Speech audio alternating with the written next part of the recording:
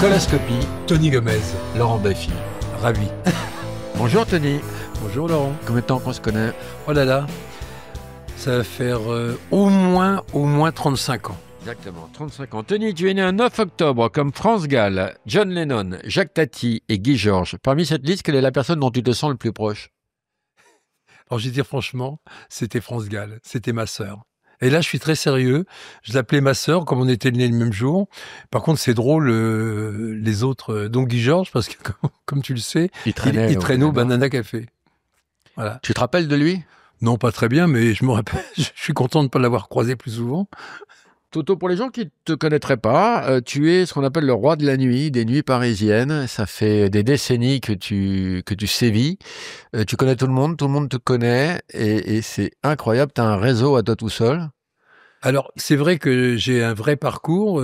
Il a commencé en 73 dans les rues parisiennes, mais il a même commencé avant. C'est quand j'étais petit, je fréquentais à côté d'Hyères une résidence privée à l'américaine où il y avait que des stars, les Michel Serrault, les Maria Pacôme, etc. Donc j'ai été bercé au milieu de ces gens-là. En 73, j'ai commencé à traîner dans Paris.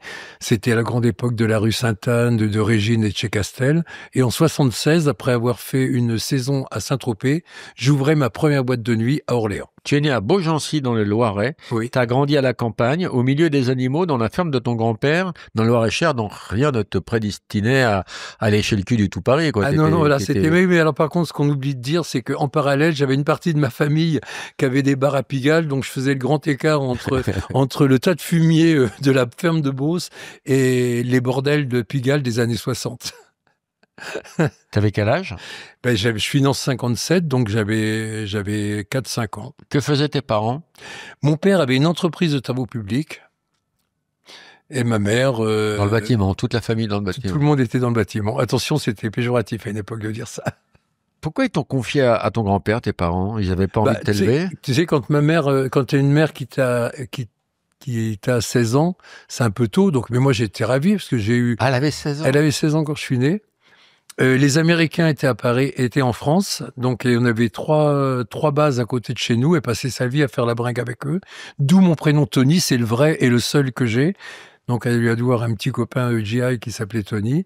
Et donc elle a pas voulu m'allaiter. Pourquoi? Parce qu'elle voulait continuer à sortir. Donc à l'époque, les mères donnaient le sein, elle m'a donné le biberon. Et c'est ma grand-mère qui s'occupait de moi, mais j'ai eu une enfance exceptionnelle. J'ai eu l'impression de naître dans l'Arche de Noé, avec les animaux, avec une liberté totale. Imagine tous les chewing-gums gratos que tu devais avoir, ta mère elle a sucé toute la garnison. Moi, j'avais plein de glace, en tout cas. T'avais du chocolat, t'avais toutes les rations. Exactement. Quand ils sont partis, d'ailleurs, j'étais très triste, et c'est là où tu vois que quelquefois, j'en voulais à De Gaulle de nous virer les Américains, parce que c'était eux qui me donnaient les Nuts, les Mars, et je t'en passe, c'est les meilleurs. Tu as fait des études d'économie à 18 ans, au culot, tu vas à Saint-Tropez, tu fais une saison à la Voile Rouge. J'avais même pas 18 ans, j'allais avoir 18 ans cette année-là. Ouais. Chante-le. Il venait. Je venais d'avoir 18 ans. C'était déjà la plage des stars, la Voile Rouge. Alors, c'était la deuxième année. Ça avait ouvert l'année d'avant, ça commençait. Je suis arrivé, alors c'est là où c'est fou, c'est ma mère m'avait trouvé dans un élan, me dit, non c'était en 76, pas en 75, me dit écoute, t'as eu la belle vie, il faut absolument que tu connaisses la vraie vie, donc elle m'avait fait embaucher dans l'usine d'un de ses copains. En tant que? Oh, balayeur. Donc j'y suis allé le matin. Ah, t'as fait un petit balayage? Oui, j'ai fait un petit balayage, oui. Ça te va bien? Et donc... j'arrive le matin à l'usine. Le midi, je suis parti pour aller déjeuner. Et là, je suis parti très tôt. Ma mère me dit, mais tu pars déjà travailler? J'ai dit, oui, j'ai peur d'être en retard. Elle me dit, j'en reviens pas. Je pensais pas que tu resterais. Évidemment que je suis pas resté. Je suis parti en stop à Saint-Tropez. J'avais rien. J'avais 5 francs sur moi. Je suis parti à l'aventure. J'avais un pantalon en velours. Il faisait chaud à Saint-Tropez, j'avais un t-shirt, c'est tout ce que j'avais. Alors, t'es tombé sur des gens... Et là, je suis allé frapper à la Voile Rouge, je tombe sur un monsieur, j'ai appris que c'était Paul Tomaselli après, qui était le patron. Je lui demande s'il cherchait pas un serveur, il me dit, bah si, Il me dit, t'as quel âge? Je lui dis, j'avais 21 ans. T'as déjà fait de la restauration? Je veux mon neveu. Je sors de l'école hôtelière de Lausanne. Tout était faux, tu t'en doutes. Là, il me dit, ça va être un peu trop. Je lui dis, merde, j'ai mis la barre un peu trop haut. Donc, il faut absolument que je le rassure. Je lui dis, mais vous savez, qui peut plus, peut moins. Ah, il me dit, toi, tu me plais. Tu commences demain. Comment on s'habille? Donc, il me dit, bah, écoute, tu viens en short. Évidemment, j'avais pas de short. Donc, qu'est-ce que j'ai fait? J'ai demandé des ciseaux à des vieilles dans le vieux Saint-Tropez. J'ai coupé mon pantalon et j'en ai fait un short. Et là, c'est là où c'est fabuleux. Comme il me serrait un peu, je pouvais pas fermer le premier bouton. Et si je dois écrire un bouquin, ce sera le bouton de culotte, parce que tout est parti à cause d'un bouton de culotte. La braguette descendait un peu, on n'était pas tendu comme maintenant, les poils dépassaient. Là, les gens me font des réflexions. Roman, tu peux arrêter de bander, c'est pas le propos. C'est pas le sujet du tout, Roman. Je sens la table se soulever. En tout cas, les clients, ça leur plaisait. Et le lendemain, j'ai remis mon short, mais j'ai pas mis mon slip. Et là, quand j'arrive aux tables, j'y allais les mains pleines. Et je me rapprochais, je disais, l'addition, c'est dans la culotte. Ne mettez pas de piège, j'ai perdu dans le sable. Et l'espace d'un déjeuner, je suis devenu le serveur vedette, où là, tout le monde me mettait des billets. Le SMIC était à 1200 francs, je me rappelle. C'était les Iraniens qui étaient très tendance à l'époque, ils me mettaient des billets de 500 francs. C'était fabuleux. Et là, donc j'ai fait cette saison. Je suis revenu avec une valise de pognon. Mon père croyait que j'avais fait un braquage. Je lui ai juré que non, il m'a cru. Et c'est là où j'ai monté ma première boîte de Alors, vin. il faut le dire aux jeunes, s'ils veulent réussir, il faut qu'ils se mettent des shorts. Alors, sans fermer le premier bouton. Pour être sérieux, faut avoir du culot. Faut aller voir les gens, faut pas avoir peur. Moi, je pense que le monde n'a pas changé. Au contraire, maintenant, avec les réseaux sociaux, avant, c'était compliqué. Il fallait avoir les gens en visuel. Moi, grâce au réseau, j'ai des gens qui me contactent et il y a des vrais échanges. Alors, il y a des trucs insensés. Si je peux leur donner un conseil aux jeunes qui nous écoutent, si tu demandes du pognon, d'emblée, tu te fais blacklister, ton téléphone est bloqué. Parce que le drame, c'est que cette société... Tout ce passage, Romain, on le coupera, mon frère. Parce que tu as vu comme c'est redescendu. Le morceau avant, c'était intéressant. Ouais. Le short et tout, les poils qui dépassaient. Ça te plaît. Et là, c'est casse-couille. Donc... Ok, c'est noté. De retour... On fait le montage en direct. De retour à Orléans, tu montes ta première boîte, donc avec le fric que tu as gagné à Saint-Trope. Voilà. Mais tu avais combien? J'avais assez pour... Alors, mon père, qui était pas couillon, il s'est dit, merde, je voulais prendre une location. Il a dit, écoute, trouve un lieu, j'achète les murs, tu prends le fond et tu fais les travaux. J'ai fait les travaux... Le tournage, ça s'appelle. Ouais, ça s'appelait le tournage. Pourquoi? Parce que l'idée, c'était de...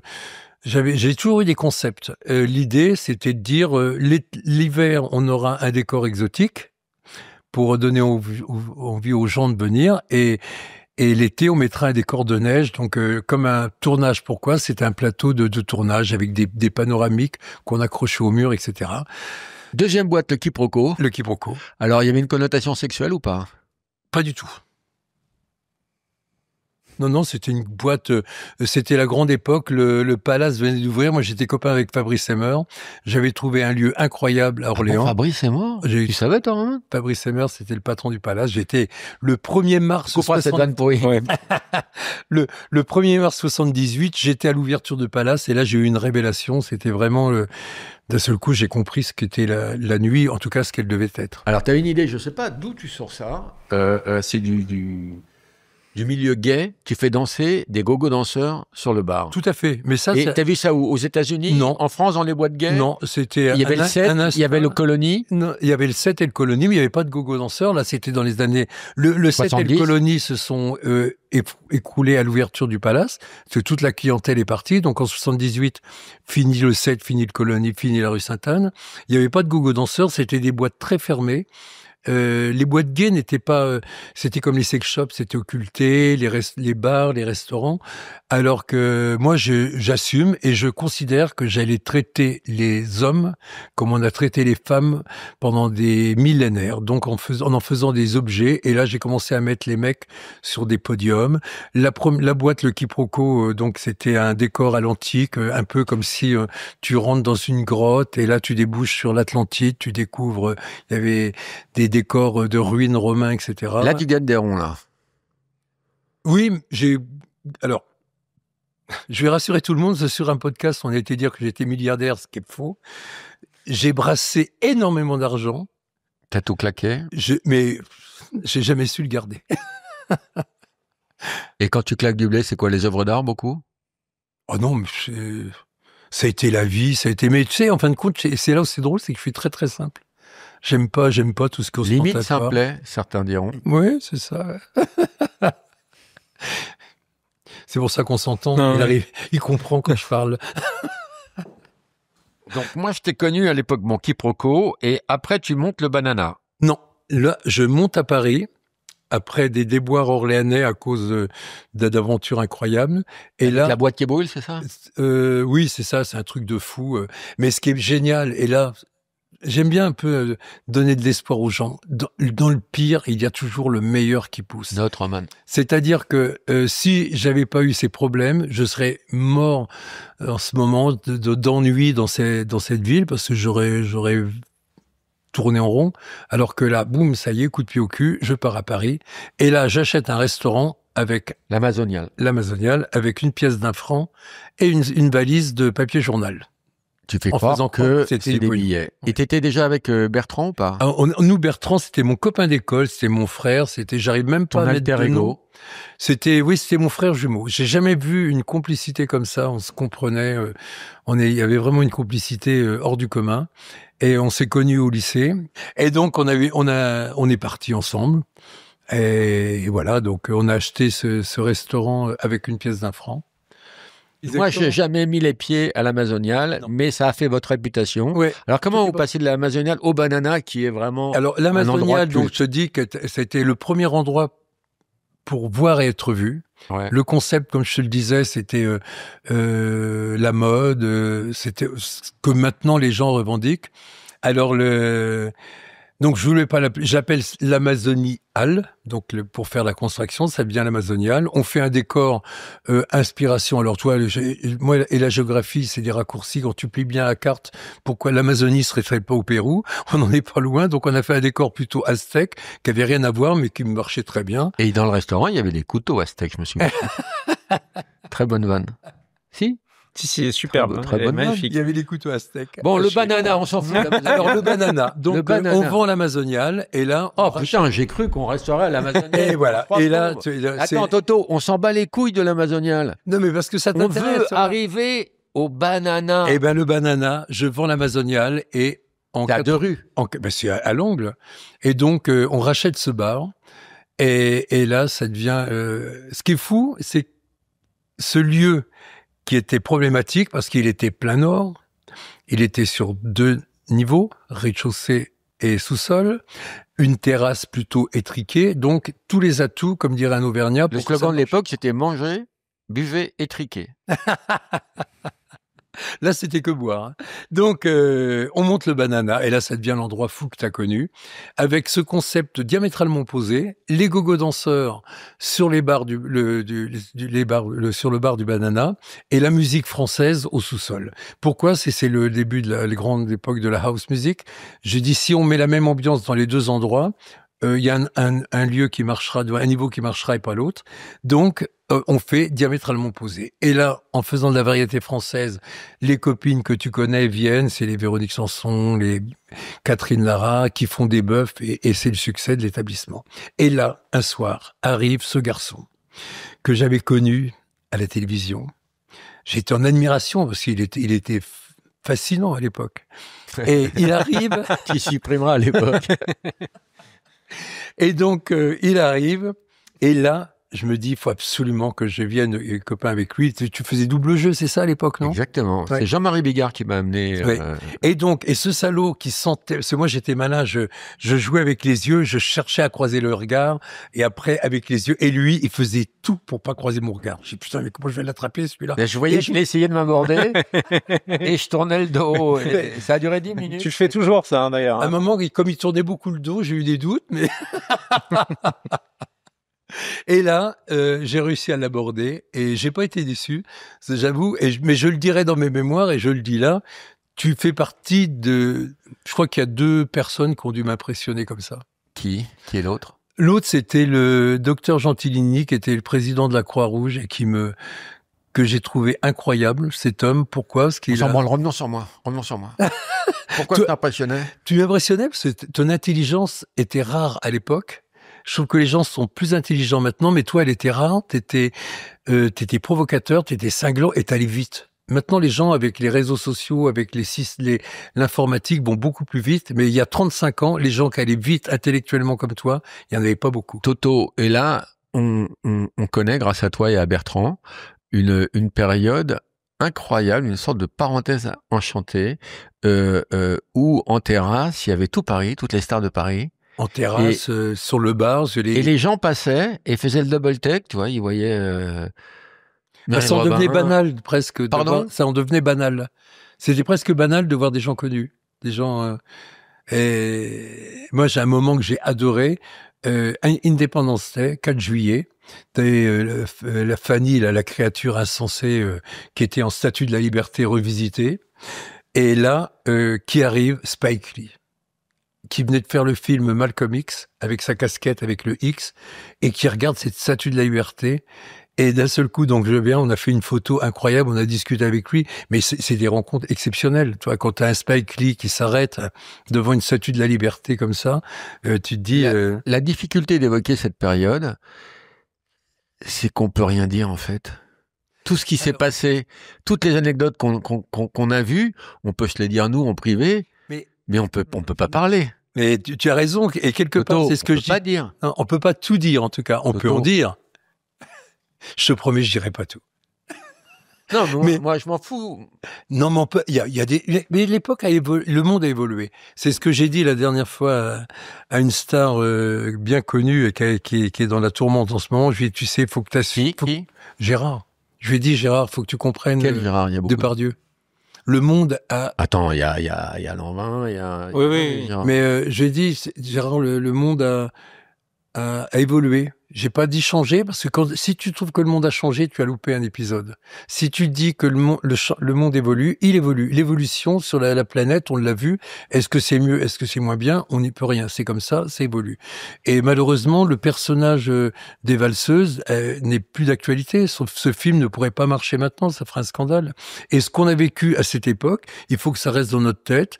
On racontera, on va raconter ce qui est racontable en fonction de l'époque. En revanche, moi, ce qui me fait plaisir, c'est qu'il y a des photos qui seront toujours là et qui ressortiront et qui feront rêver les gens. Je pense qu'on a connu des années folles, comme dans les années 20, comme dans les années 30, avec une Mais différence. c'était grâce à vous surtout. Hein. Sans vous, ça le faisait pas, ça marchait pas. Et je crois pas que ce soit la période qui était plus propice à ça. Mais on a donné le ton. Ferme ta gueule quand je parle, évite de me couper la parole parce que ça m'énerve. Ah bien, je ferme ma braguette aussi.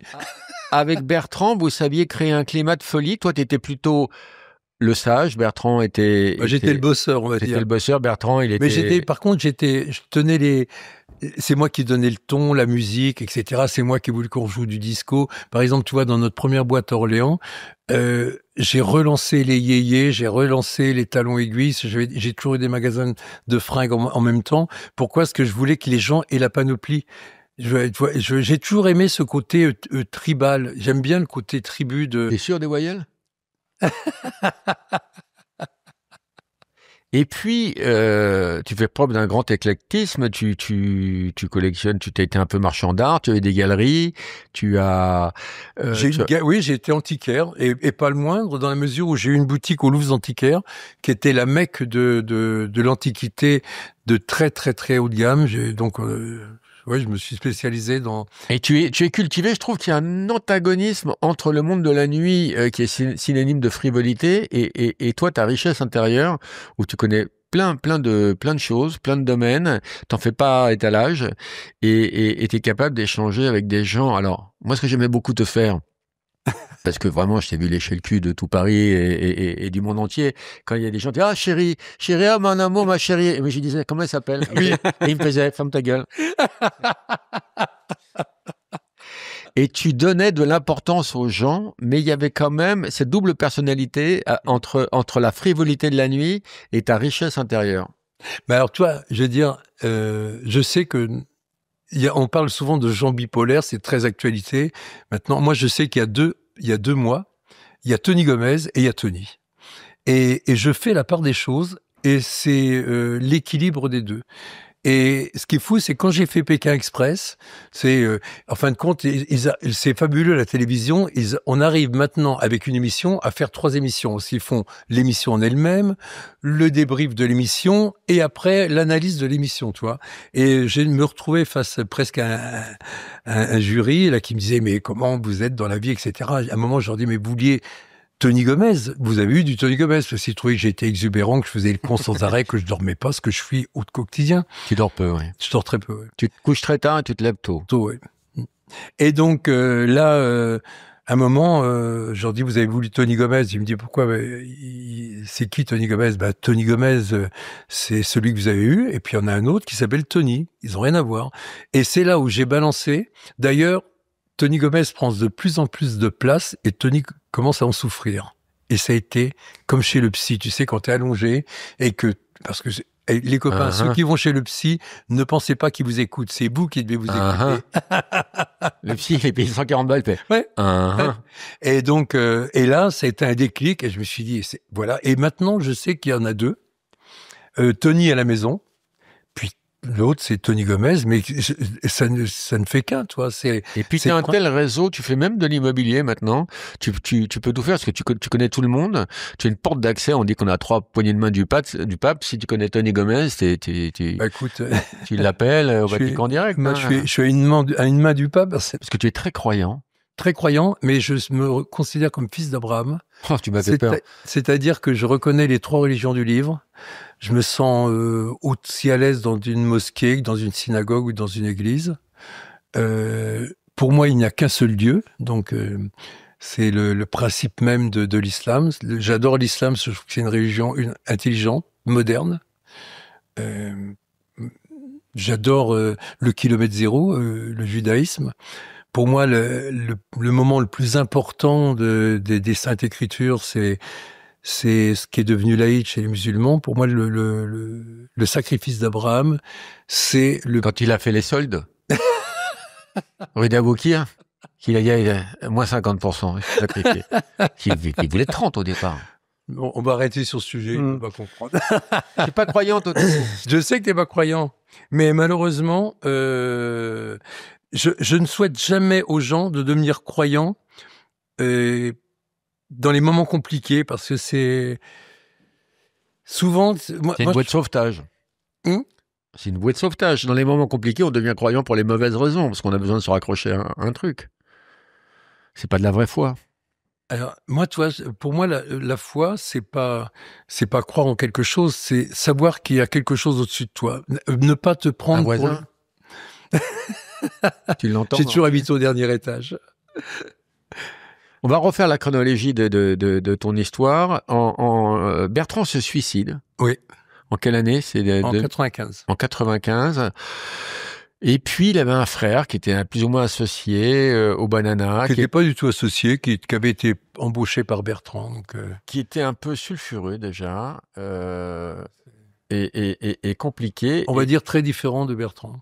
Et il a fait un fait entrer l'accusé, puisqu'il et c'était le tueur d'associés. Il était connu pour... Alors, tu vois, là, c'est bien que tu me permettes d'en parler. Je vais pas parler de l'affaire, je vais te parler des victimes. Ce que je trouve choquant dans cette société, et après on reviendra là-dessus, parce que comme tu le sais, maintenant je suis représentant d'intérêt à l'Assemblée nationale, je suis représentant d'intérêt aux Nations Unies, j'ai lancé un think tank qui s'appelle Sentinelle, j'ai lancé un prix littéraire, le prix de la pensée libre, qui sera la pensée libre politique ou économique, donc il y aura 2 prix, et on a monté également une conclave qui va être une société, on va dire, d'intérêt public, qui sera basée...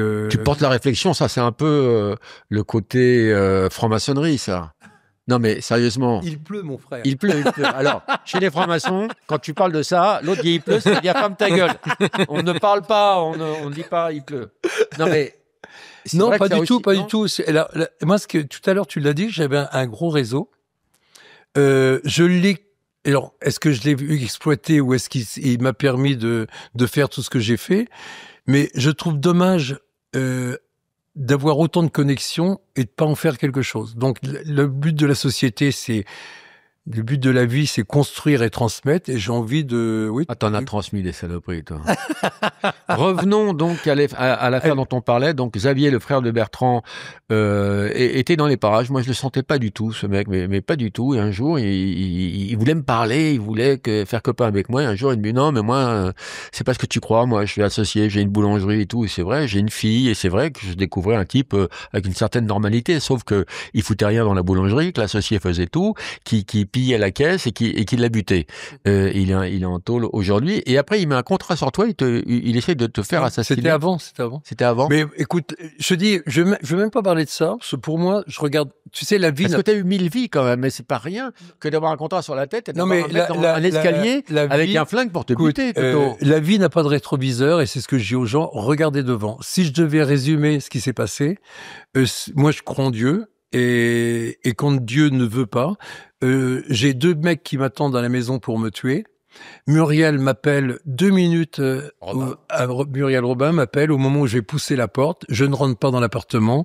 D'un seul coup, ça serait trop loin à raconter, mais ça casse tout. Je reviens 3 heures après.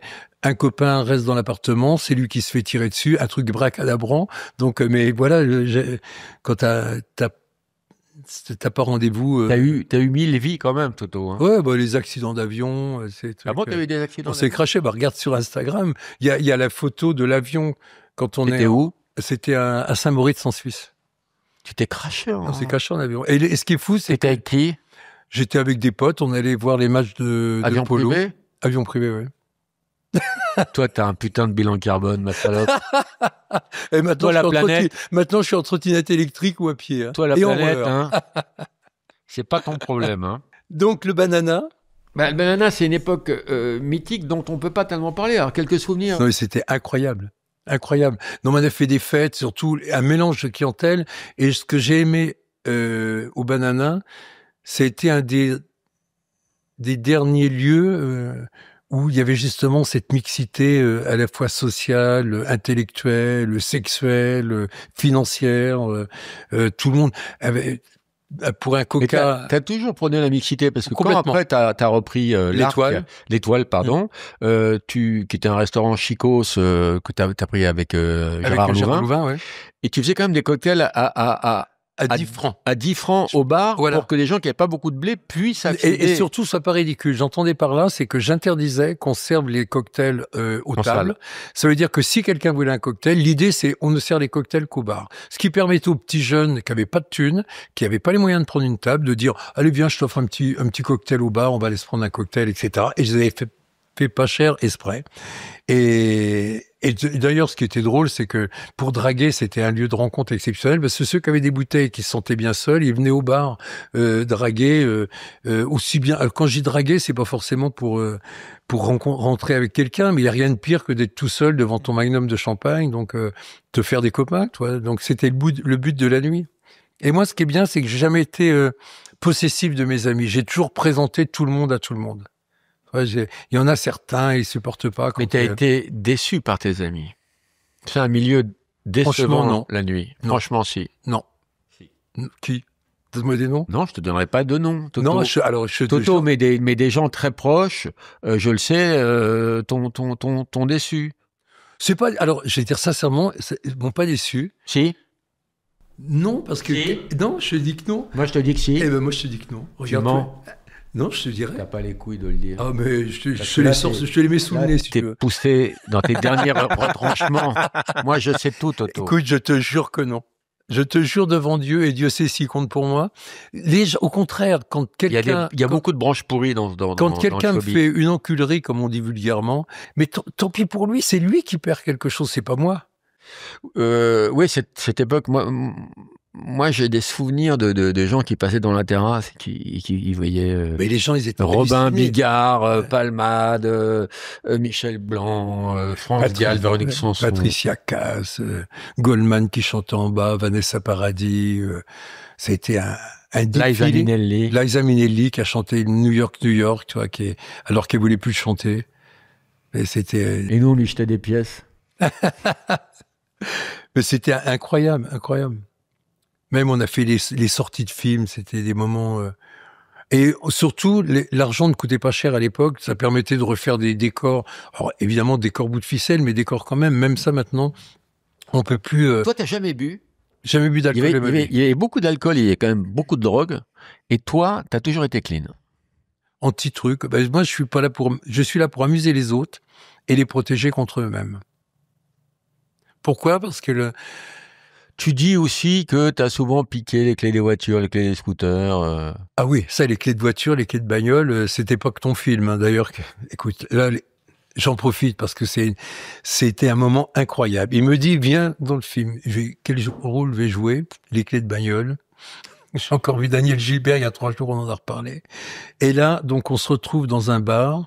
On sait pas trop ce qu'on va faire. Et en fin de compte, le concept, c'est qu'est-ce qu'il faut faire pour qu'un film se réussisse. Et là, il demande à tous les clients du bar, dont je fais partie, il me demande de venir habillé pas très viril, donc un peu village people. Et là, donc, il me tend, il me dit, et toi, qu'est-ce qu'il faut pour toi? Eh ben, faut qu'il y ait des mecs à poil, évidemment. Donc, voilà. Et là, il avait arrêté une pauvre femme qui allait chercher son pain. Et à chaque fois, elle devait dire des animaux. Alors, mamie, qu'est-ce qu'il faut pour qu'un film marche? Elle devait dire des animaux. Évidemment, ah, c'est à moi. Coupé, on recommence. Et au bout de 10 reprises, d'un seul coup, au moment où il lui dit, alors mamie, qu'est-ce qu'il faut pour qu'un film marche? Elle fait, oh, mon plombier. On était là depuis le matin. Elle avait enfermé le plombier pour aller chercher le pain. Du coup, il l'a chopé pour tourner dans le film. Pas content que tu sois dans le film. Ah ben moi, j'étais content d'y être. Et Daniel Gilbert à la porte. C'est Daniel qui? Gilbert. Gilbert qui? Daniel. Et la fin du Banana, c'est vous qui décidez d'arrêter. Bon, Bertrand n'était plus là. C'est toi qui décides d'arrêter oui. parce qu'il y a eu un cycle. Ah non, c'est la fin d'une époque. C'est la fin si je devais résumer le Banana Café, j'ai dit de la décadence à la déchéance, il n'y a qu'un pas que je ne franchirai jamais. Quand je dis que la société évolue, ça, c'est une évolution que je voulais pas vivre. Et qu'est-ce qu'on ne pourrait plus refaire aujourd'hui? Qu'est-ce qu'on pourrait... Qui se passait au Banana? Mais tu peux plus rien faire. Mais qu'est-ce que toi, t'as vu de plus extravagant au Banana? Mais tout est extravagant. Un exemple. Quand des gens jouaient avec des bananes ou des concombres. D'ailleurs, le primeur, quand il a vu ce qu'on faisait des bananes, il voulait plus m'en vendre. Non, mais tu le sais très bien, et on le sait, malheureusement, on peut plus, et puis ce serait déplacé. Moi, je me verrais plus faire ça. C'est ce que j'avais dit à Michou. J'ai dit, Michou, c'est hallucinant parce que Michou a fait toute sa vie du Michou. Et moi, ce qui m'amuse, c'est justement de changer de rôle. Je considère que chaque établissement que j'ai eu était comme un film. On a joué un film, on a joué un rôle. Ça me touche que tu parles de Michou parce que je suis très proche de toi, j'étais très proche de Michou et on s'est vraiment beaucoup aimé. Et tu le sais, j'aime pas les PD. Ou alors tu savais pas qu'ils étaient PD. Non, j'étais confiant. C'est ce que je dis toujours, les hétéros ne sont pas gays, ils sont amnésiques. Alors après, c'est l'Étoile. Alors, entre-temps, il y a eu le MCM Café. Je n'ai pas connu ça. T'as repris le Queen, après oui, t'as tout repris, après, quoi. T'as tout repris, le MCM Café. Non, mais alors, ce qui était drôle, et là, je vais t'expliquer, c'est-à-dire, j'ai adoré monter des affaires. Tu vois, par exemple, le concept MCM Café, on l'avait fait avec Olivier Bertrand, qui est un homme d'affaires incroyable, et la chaîne MCM. Et c'est là où c'est fou, parce que je faisais et de la télévision, et du spectacle, et de la nuit, et de la restauration, et du bar. C'était un tout en un. Et je me suis éclaté comme un fou pendant 1 an. En plus, j'ai vécu cette aventure musicale incroyable qu'a été le hip-hop, R&B et rap, à tel point qu'on avait une scène sublime. Je prenais le métro pour trouver des gens qui jouaient dans le métro. Oui, t'allais recruter, t'allais faire des castings sauvages dans le métro. Voilà, ou même dans la rue, quand on me disait, tiens, j'ai vu un mec dans la rue, et on les mettait sur scène, je les faisais jouer, c'était vrai. Vraiment, mais j'ai adoré cette époque, adoré. Donc après, tu reprends le Queen. Donc je reprends l'Étoile avant. L'Étoile, après le Queen, en 99. tu donnes une deuxième jeunesse à 90. Alors ce qui est fou, c'est qu'en 99, quand je reprends l'Étoile, là les journalistes me disent, Alors, en une nuit, je suis passé du MCM Café, où là, c'était ambiance hip-hop, j'avais une casquette, le pantalon baggy, on voyait mon caleçon Calvin Klein, les t-shirts vagues avec les couilles à l'air.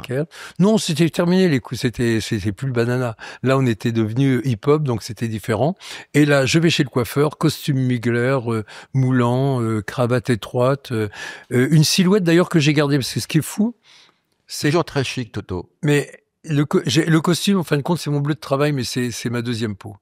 Et tu sais pourquoi j'ai vendu le banana? C'est un jour, je fais une émission de télé et il me demande d'aller dans tous les univers. Et à l'époque, donc, j'avais l'étoile et j'ai un dressing chez moi.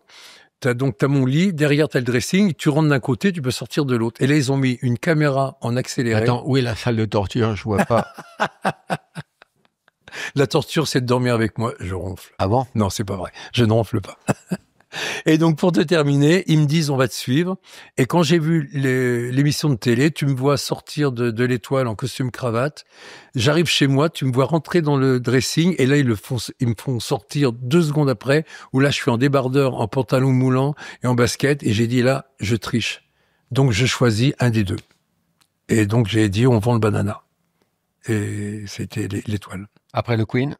Alors, donc, un matin, ça faisait 9 ans, là, ça faisait trop longtemps. Et pareil, du chic au bling-bling, parce que quelque part, on se rend pas compte, mais le bling-bling, le côté chic de l'étoile a très vite été rattrapé par ce côté bling-bling.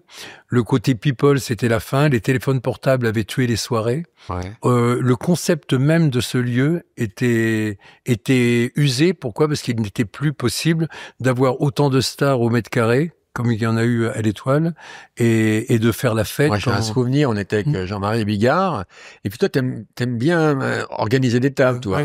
Arrive Johnny, donc il nous fout Johnny Hallyday à la table, et Jean-Marie Bigard était dans sa période des Zénith et tout, et il se met à expliquer à Johnny Hallyday combien il gagnait par Zénith, comment il organisait les Zénith, il fait une démonstration de showbiz à Johnny Hallyday, je sais pas si tu t'en souviens. Ah ben, je me souviens très bien. Moi, je me recroquevillais de honte. Et au bout de 10 minutes, Johnny m'a regardé et il a dit, il est fort. Mais Johnny, il est incroyable. Et toi, même dans les Guignols, il déconnait. Johnny, il était intelligent, il était brillant, il savait s'entourer, il savait choisir les bonnes personnes.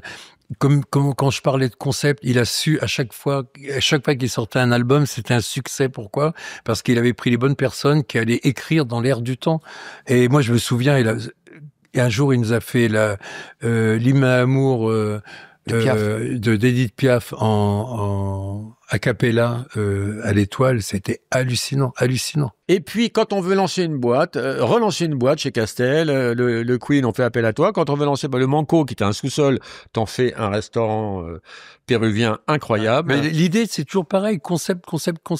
Même quand j'ai rouvert Castel, la semaine avant que je reprenne l'établissement, ils avaient fait 5 couverts et 0 € au club. Je suis jamais allé de ma vie au Queen et chez Castel, jamais. Ah, tu n'es jamais venu chez Castel quand j'y étais? Pourtant, je l'ai eu longtemps. Hein. Oui. Et donc, je suis pas un grand noctambule, hein, tu me voyais peu, hein, je sortais parfois pour te voir, mais j'étais pas un oiseau de nuit. Si, chez moi, mais pas. Oui. Mais toi, tu te couches très tard. Ouais. Mais c'est là où c'est fou, c'est que moi, toi, la différence avec toi, c'est que je peux travailler la nuit, mais traîner à la maison, c'est pas mon truc. Tu vois, je ne traîne pas. Je travaille, je touche mon moi, kiki, je travaille le matin. je regarde Pour moi, on des films. travaille pas la nuit.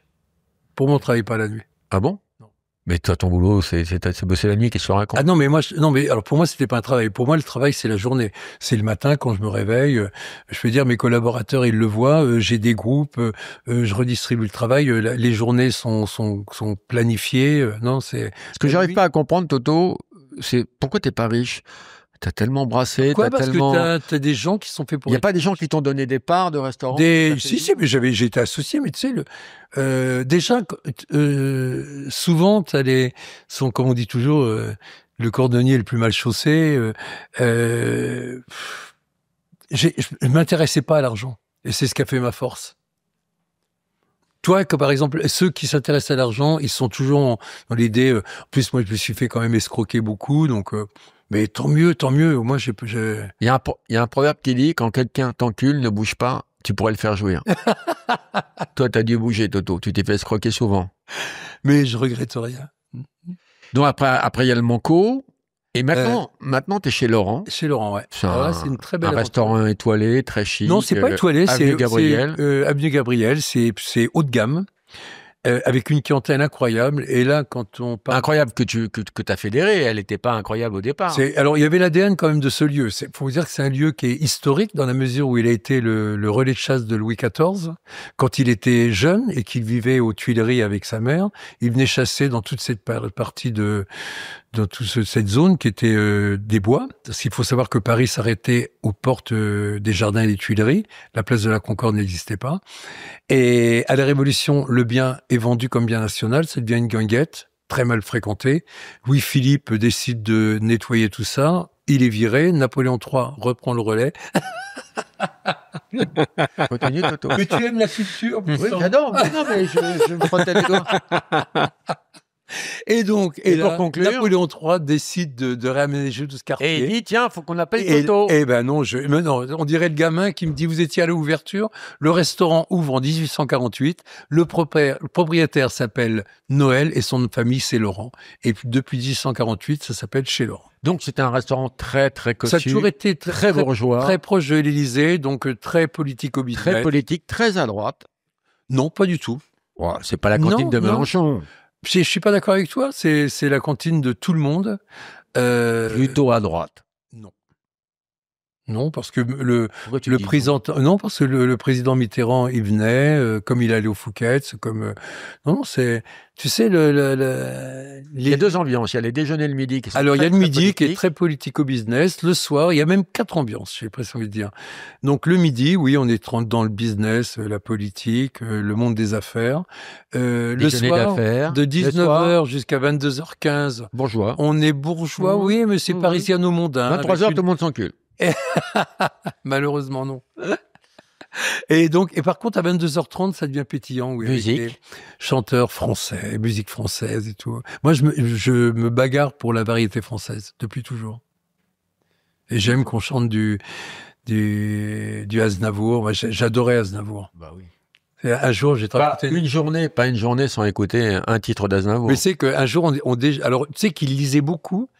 Et c'est dommage, j'aurais bien voulu qu'il soit là, parce qu'il aurait été ravi que je fasse ce prix littéraire. Un jour, on était au château de Versailles pour un dîner, un charity gala, et on parlait. Et à un moment, il me dit, tu sais que normalement, à cette heure-là, je dors. Il était 9h15. Je dis, ah oui, tu te couches tôt? Il me dit, oui, je me couche à 7h30 et j'adore lire. Et là, il rebondit, il me dit, au fait, pourquoi t'écris pas un bouquin? Et là, je lui dis, je sais bien, si j'écris un livre, je parlerai de toi. Et là, il m'a dit, t'as intérêt. Et j'ai trouvé ça sublime. Et moi, ce qui m'a étonné chez lui, c'est qu'il sortait. Alors, il n'entendait plus rien. Hein, il était appareillé, mais il n'entendait plus rien. Et il sortait, il venait voir mes pièces. Donc, j'avais Aznavour au 3e rang, qui me disait, ça avait l'air très bien. Moi, j'ai rien entendu. Il réglait ses sonotones, mais il se déplaçait avec l'attaché de presse que tu connais. Ouais, écoute, moi j'ai vécu Chirac à la fin qui était un peu sourd et qui parlait fort. Il était venu voir la pièce de Muriel avec Lynn Renaud. Et à un moment qui était un peu émouvant, où il y a eu un blanc, il dit à Claude, c'est pas le moment que je préfère. Bon, on a vécu des trucs incroyables à l'Élysée avec Jacques Chirac, c'était fabuleux. Et comment tu vois l'avenir maintenant? T'arrives à un âge avancé. Tu as envie encore de monter des bouclards. Il n'y a pas de retraite pour toi. Non. Moi, j'ai 68 ans et je me vois pas arrêter. Mais il y a des choses dont tu rêves encore? Il y a des établissements qui te font rêver? Non, tout me fait rêver. Tout me fait rêver. Il n'y a pas un lieu auquel tu n'as pas eu accès, un lieu qui te fait envie? Non, parce que là, j'ai presque envie de dire, ce lieu, Laurent, c'est... même on m'avait proposé de reprendre Maxime, que j'aurais adoré, parce que c'était l'idée que je me faisais. Mais Laurent, pour moi, c'est la case au-dessus. Pourquoi? Parce que c'est je suis dans l'apothéose de tout ce que j'aime faire. Je passe des politiques aux hommes d'affaires, aux showbiz, aux jeunes. Mais là, il n'y a plus de cocktail à 10 balles, là. Comment tu fais pour faire en sorte que les gens acceptent? Il y a un hachis parmentier qui a combien? 35 €. Tu peux venir manger chez Laurent et dépenser 60 €. bien sûr. Non, justement, on a fait une carte qui permet de... moi, j'aime pas les ghettos. Le fric, c'est un mur qui enferme les gens. Tu vois. On va faire le jeu des boîtes.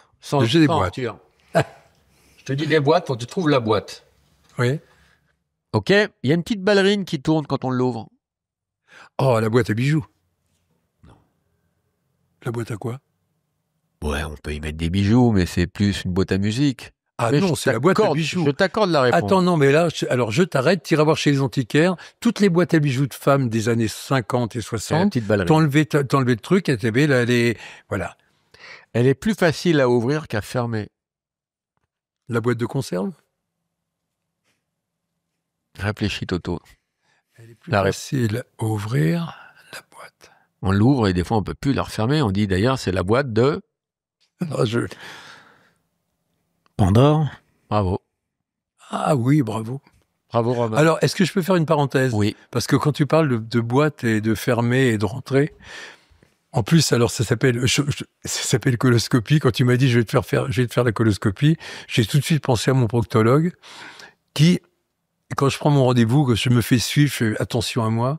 Et là, on me dit non, là c'est un jeune, ton médecin habituel, la secrétaire me dit il est pas là, donc je m'en fous, je vais voir le jeune. Et là, je rentre, je dis mais on se connaît, ben oui, je me déshabille, je monte sur la table.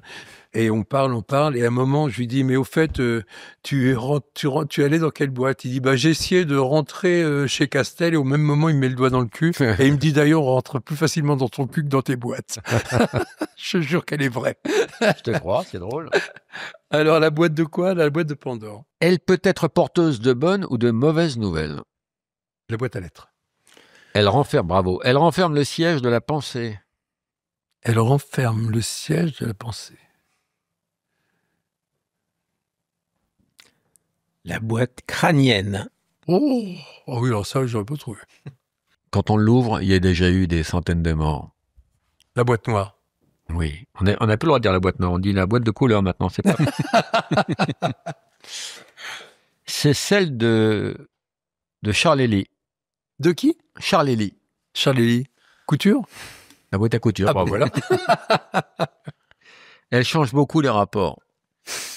De vitesse. Bravo. Elle ressemble à la vie. Elle ressemble à la vie. Référence cinématographique. La boîte à La vie. comment ça s'appelle? Attends, c'est oui, la boîte pour les films, comment ça s'appelait la boîte à Non, tu confonds avec la bobine. Non. La bobine de Comment film. c'est les boîtes Non, c'est dans Forrest Gump. Il est assis sur le banc et il dit Ah, j'ai jamais vu ça. la vie, c'est comme une boîte de chocolat. T'as jamais vu? Non. Ah, ça, profites-en, tu vas te faire ce film, tu vas adorer. C'est génial de ne pas avoir vu un grand film. Elle est non-croyante. Pourquoi tu ris? Parce que le jeu de mots me fait rire. Je trouve ça drôle. J'ai trouvé? Bah oui, parce que je le connais, et que je connais son esprit détraqué. J'aurai une retenue sur le salaire. Ouais, Hein. je sais, Je te préviens. Je Hein. sais, mais ça, Je peux pas laisser dire Écoute, ça. alors, moi j'avais une nana, je lui donnais rien, et de temps en temps, elle bossait elle était folle amoureuse, et elle me disait, ouais, j'en ai marre de pas être payée. J'ai dit, écoute chérie, tu as raison, je t'ai jamais rien donné, à partir de maintenant, je vais te donner le double. Et ça marchait. Alors, elle est non-croyante. Elle est non-croyante. Bon, dis-lui, Roman. la boîte à thé.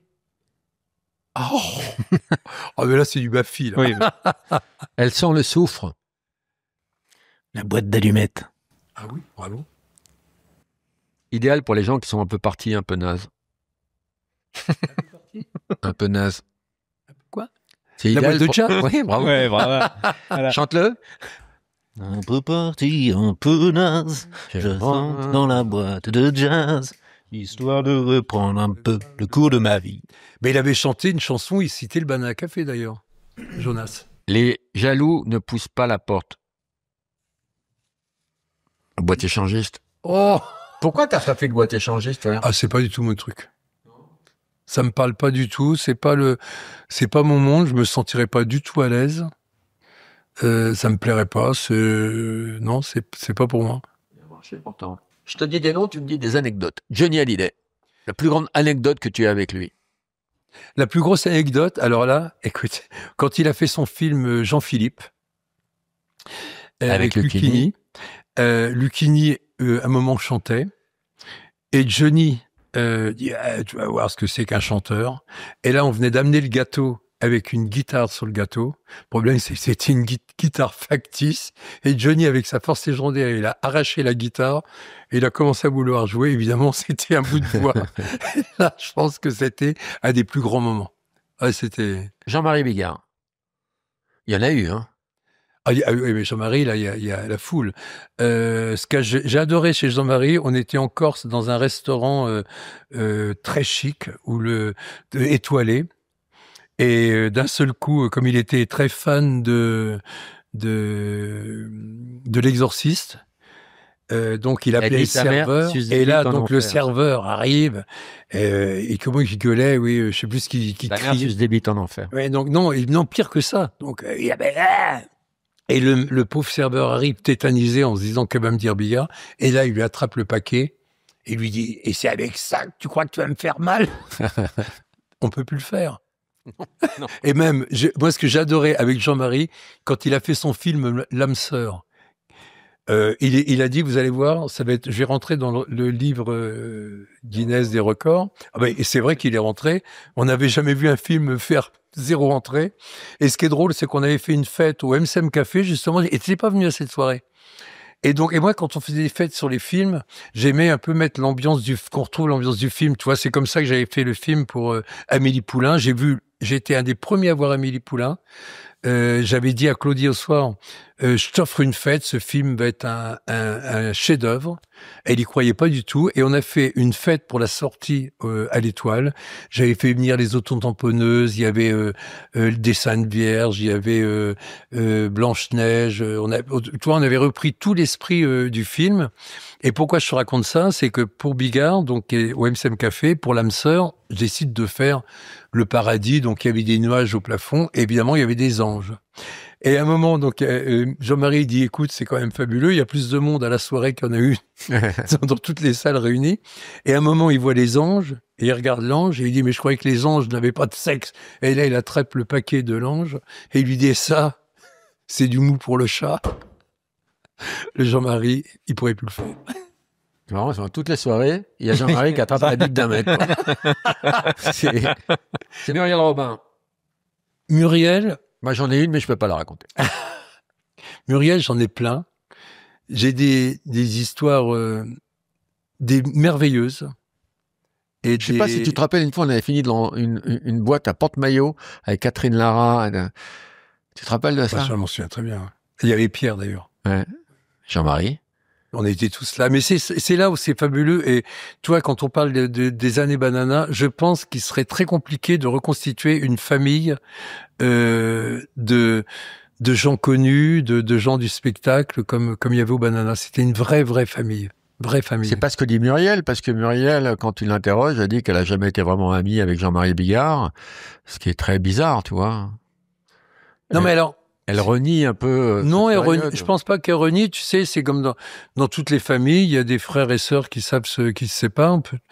Elle se reconnaît plus peut-être avec lui maintenant. Donc non, je pense pas que. Moi, ça me choque pas. Toi, on peut avoir été avec des gens et puis d'un seul coup, moi, j'ai des gens que j'ai beaucoup fréquentés que je vois plus du tout et je renie pas. Mais non, on est passé à autre chose. Alain Delon. Alain, j'ai des souvenirs incroyables. Vas-y, c'est qui? Alain Delon, ce qui est drôle, c'est que tout à l'heure, je t'ai parlé de Tony et Tony Gomez. Je pense qu'il y avait Alain et Alain Delon. Et moi, j'ai eu la chance d'avoir souvent Alain avec moi. Il a été très présent. Un jour, on avait fait l'anniversaire et tu as tout à l'heure une anecdote avec Muriel. On revient à Muriel parce qu'on avait fait le dernier dîner d'anniversaire de Danny Girardot. Ah. Et on avait invité tout le monde, dont Alain. Et Muriel s'est beaucoup occupée d'Annie Girardot. Beaucoup. Mais elle s'est occupée de toutes les personnes. Muriel, j'ai jamais vu un cœur pareil. Je crois que c'est la femme la plus gentille que je connaisse. Ou l'être le plus gentil. Parce que, homme ou femme, elle est, dès que t'es dans le besoin, moi un jour j'étais pas en forme, j'étais en Corse, elle était à l'autre bout du monde, elle a pris un avion, elle est venue me retrouver en Corse 2 jours.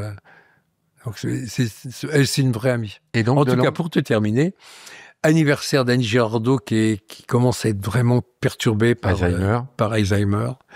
Et il y avait Julia, sa fille, qui ne reconnaissait pas, et arrive Alain. Et là, Muriel lui dit, alors, tu le reconnais? L'autre, non, je ne reconnais pas. Et au bout de 2 minutes, Muriel qui dit, t'as raison, moi non plus, je l'aurais pas reconnu. Mais pourquoi je te dis ça, c'est qu'Alain, il avait été d'une gentillesse. En plus, il y avait un événement en bas pour Panasonic.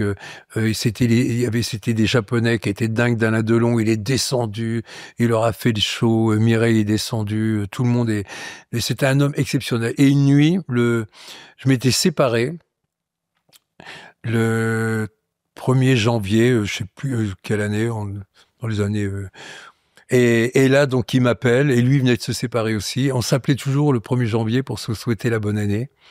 Et là, il était au fond du trou, moi aussi. De qui? Non, il était tout seul. Et donc là, on a parlé, au bout d'1 heure. Mais on est des cons, mais qu'est-ce qu'on s'emmerde. Et le fait est qu'on était guéris. La peine de cœur a duré même pas 1 heure. Belmondo, tu l'as connu un peu? Très bien. Ouais. J'aimais beaucoup, complètement différent. Ah, moi, j'adorais Belmondo. Moi aussi, j'adorais cet homme. Ouais. Mais la gentillesse.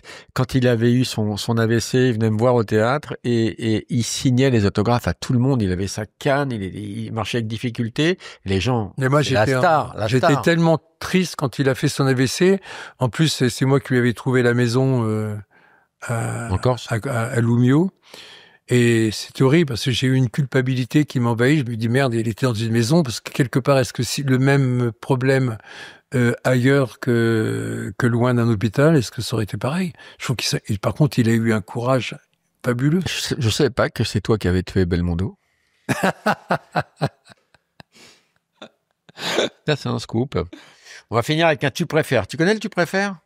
Tu préfères? Non. C'est des questions cons, tu préfères la peste ou le choléra. Ah oui, d'accord, oui. C'est des questions, c'est pitoyable, hein, si tu réponds. Le soir, quand tu te rends compte que tu n'as rien à bouffer chez toi, tu préfères commander sur Uber ou ouvrir une boîte?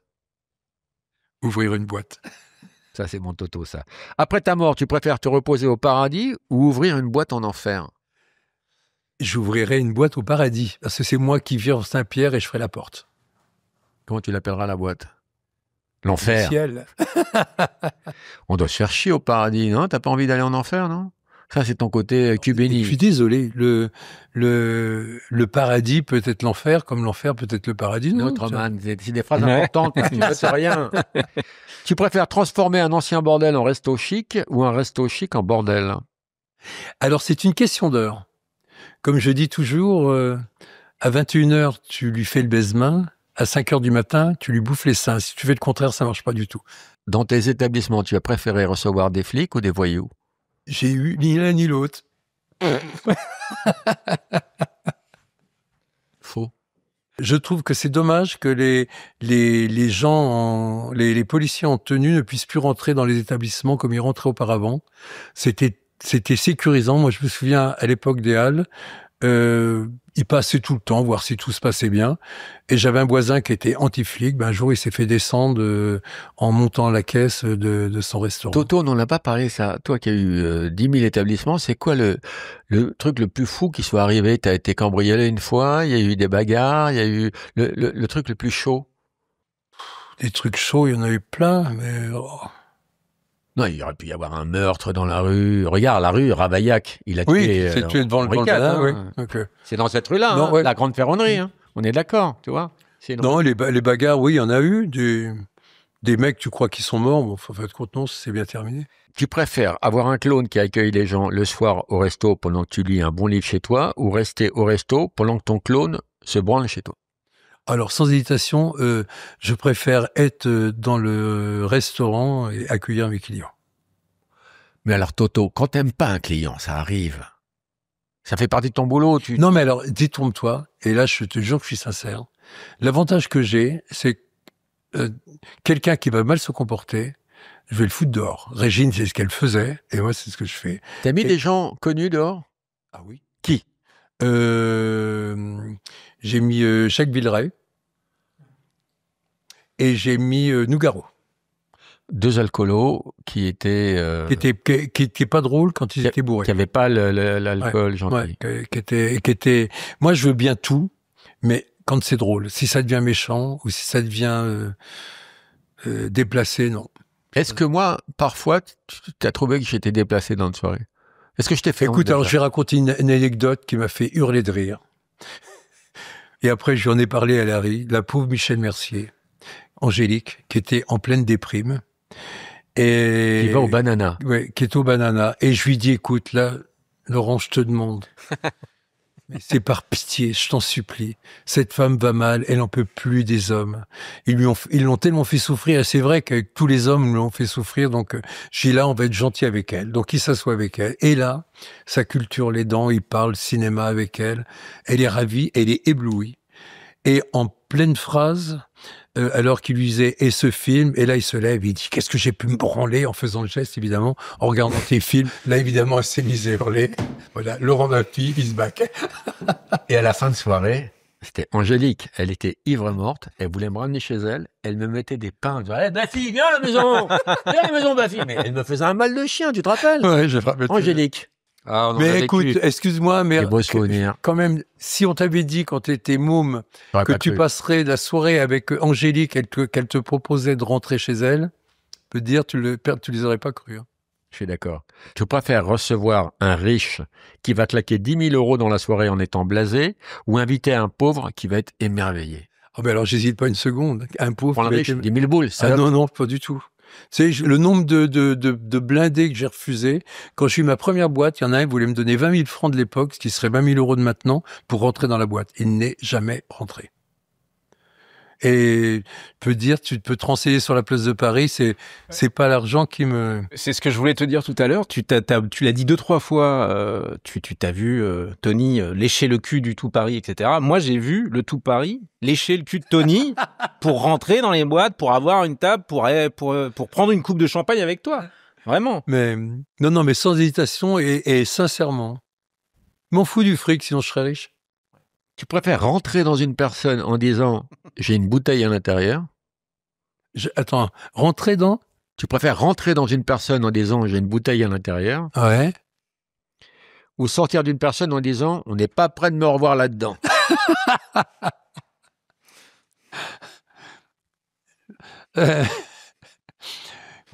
Alors, il fabrique les images.